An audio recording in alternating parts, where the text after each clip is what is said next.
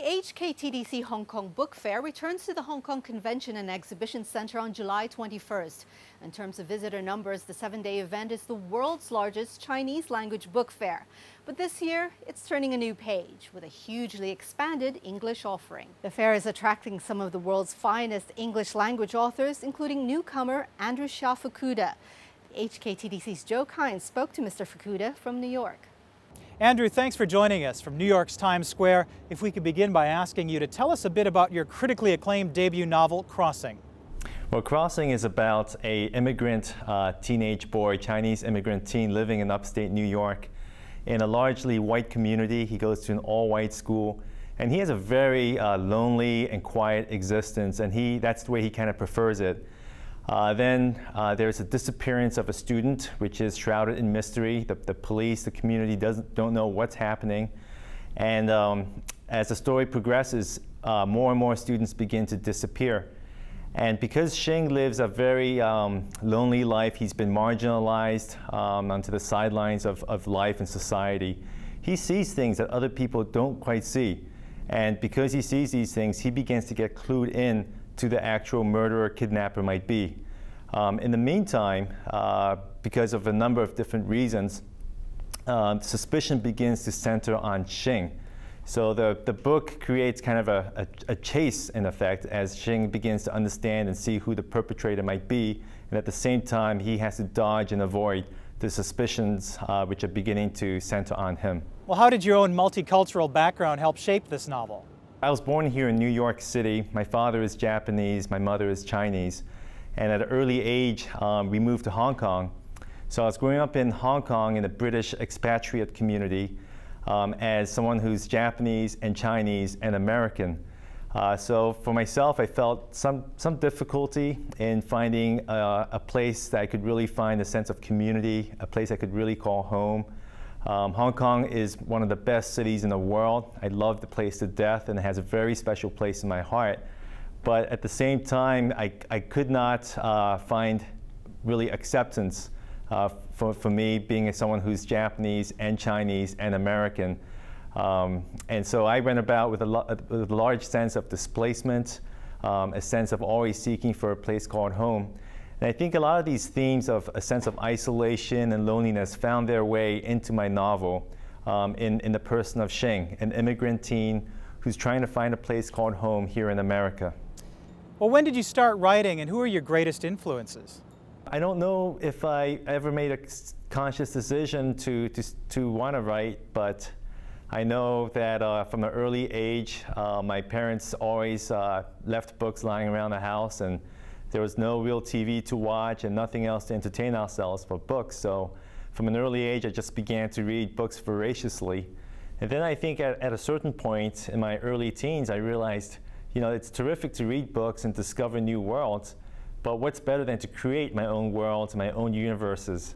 Crossing is being promoted online on the Amazon bookstore with a film-style trailer. What do you think of that? Oh, I love it. I love that trailer. I think it captures a real sense of ominousness about the book. I think it captures a certain element of the mood of the book. The story doesn't start with any kind of disappearance. It starts rather with an appearance. The disappearances began with Justin Dorsey and continued almost weekly. You know, the book in many ways has two very large components to it. One component is the ethnic immigrant theme, and the other component is the mystery, thriller, suspense genre of it. And I think that the trailer really captures that second component very well. Well, some authors have television or film adaptations in mind when they write. How about you? Well, I think the book actually is written quite in a movie sense, and that one scene flows very well to the next. And I've been told that as people read the book, the readers can very easily see the images on the movie screen, so to speak. Now, you spent some time growing up in Hong Kong. What interests you in coming back now? You know, Hong Kong has a very special place in my heart, and I really do look forward to coming back to Hong Kong. In many ways, I see it as coming full circle in many ways, because, as I said before, I read a lot and I wrote a lot as a young person, and Hong Kong is really the place where I first began to write and develop as a writer. I think it was in high school that I began to, at King George V School, I began to win some literary awards, poetry awards. And then when I was, I think 15 or 16, I won a South China Morning Post competition. And I think that's the point where I really began to understand that, hey, maybe I do have a talent. And now that I can come back to Hong Kong as a published author, really makes it feel like a homecoming of sorts to me. Well, what do you specifically hope to accomplish at the Hong Kong Book Fair?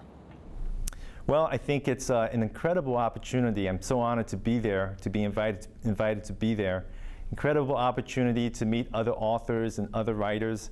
You know, I think writers are always learning the tools of their trade, and anytime you can meet up with other accomplished and talented writers, to see what moves them, to see any of the tricks of the trade that they've picked up, I think it's just going to be a very invigorating and inspiring time just to be able to meet with them and discuss books.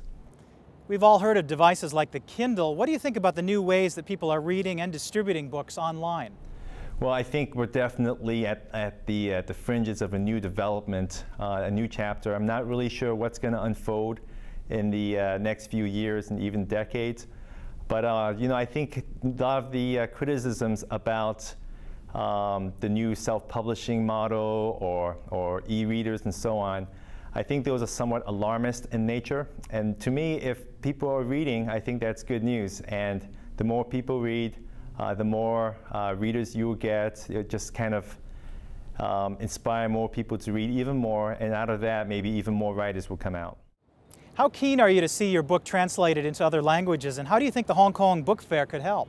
I'd love to see Crossing find a large readership among the Chinese. I think there is a lot of curiosity about what the immigrant life can be like in America. I don't think people are ignorant as to the fact that there is a wide spectrum of different kinds of immigrant experiences in America. Many of the rags to riches success stories are well documented and have found their place in literature and in movies. But I think that there's another side to the immigrant's tale, an underbelly which is not so well documented and not so often portrayed in movies and books. And that is the case where instead of finding the pot of gold, the immigrant teen or family finds disappointment and even tragedy.